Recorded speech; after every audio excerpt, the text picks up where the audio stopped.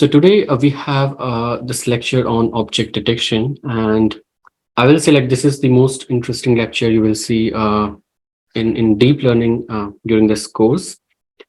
And we have already seen like how you can do classification. That might be like maybe might have been too much challenging for you, but if you have understood that really well, then I think moving from classification to detection in itself, it seems like a big deal because it's like it's not just like sample level prediction. You have to localize that prediction as well, like where exactly that's happening in your images. So that seems like complicated, but today you will see like really it's not. It's like you can solve this task even with like a very small change to your the way you are doing classification. And we are going to cover like some advanced algorithms to do that, some of the like state of the art algorithms. And you will see that like how simple the ideas are there, how intuitive they are. And so it's encouraging because if you can understand like how object detection is done, you already know how classification is done. Then in a way, we are kind of covering like the full landscape which you need. And I think most of the problems which you will have in computer vision, you can just use these ideas, extend these ideas, and solve those problems. So you'll be, I think, will be more confident. All right. So the agenda for this lecture is we'll briefly cover the basics of object detection, what object detection is, and how it's different from image classification. And we'll start with a very simple solution. We have talked about that earlier in the course as well.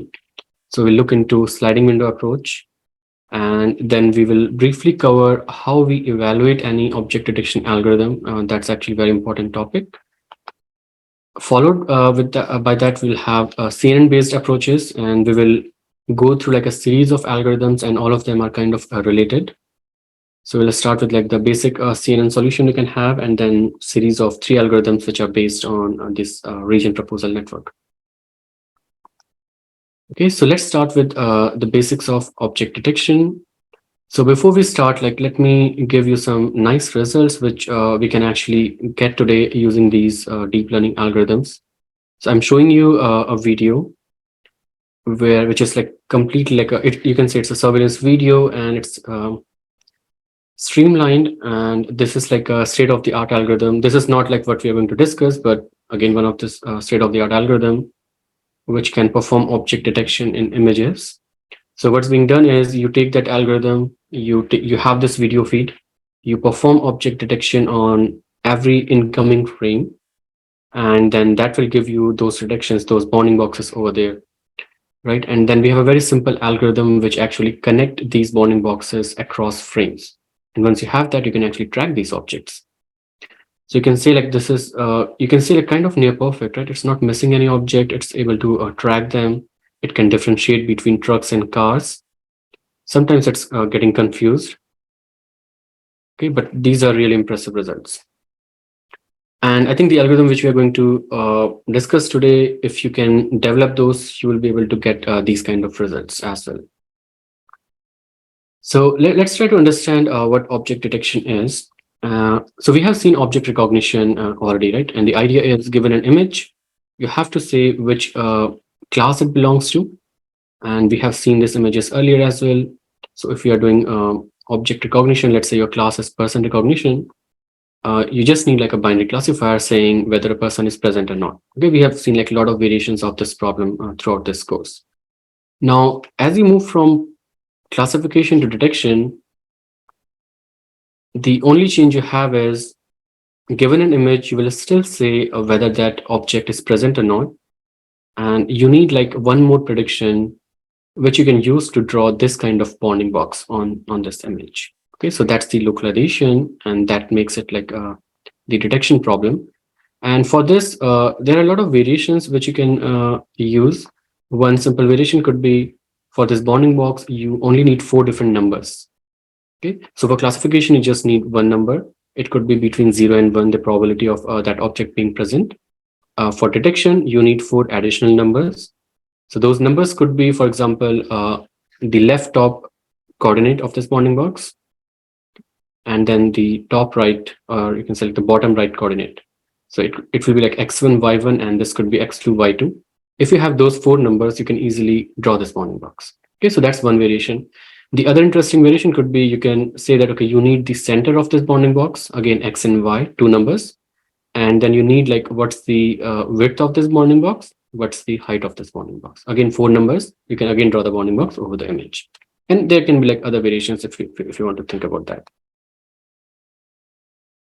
Now, again, same as object classification or image classification, you can have different variations and in this problem as well. For example, even in human detection, there might be different different variations, the problem, the way you want to formalize your problem.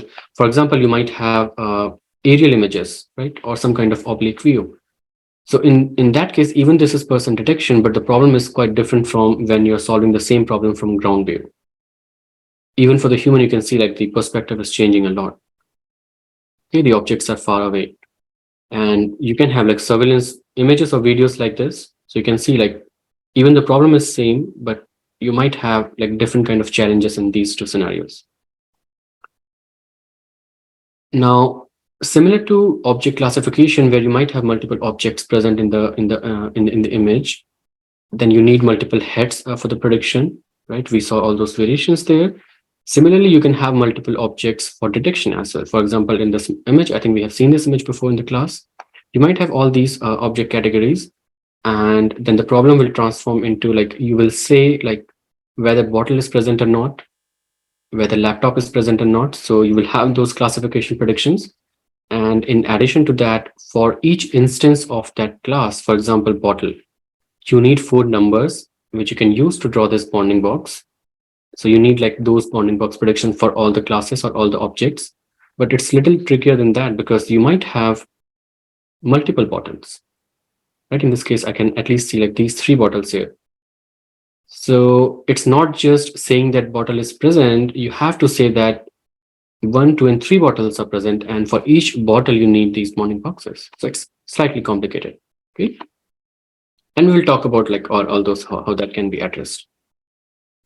And I mean, we have given the motivation like why we need object detection, but this is like very simple example. Let's say if you have a self-driving car, in that case, the object classification is not going to solve your problem. Okay, you need like much more stronger than that. So it could be like detection is much better than classification, because what's happening in self-driving car is when the car is driving on the road, then it doesn't matter whether your algorithm can say that dog is present or not, because dog might be just like in the nearby park, right, which is visible like from the car's range. But the important is like where exactly the dog is located. If a pedestrian is crossing the road, we need to know like what's the location of that person. If the person is on the road, then the algorithm need to decide, I mean, we'll have to put on brakes, right?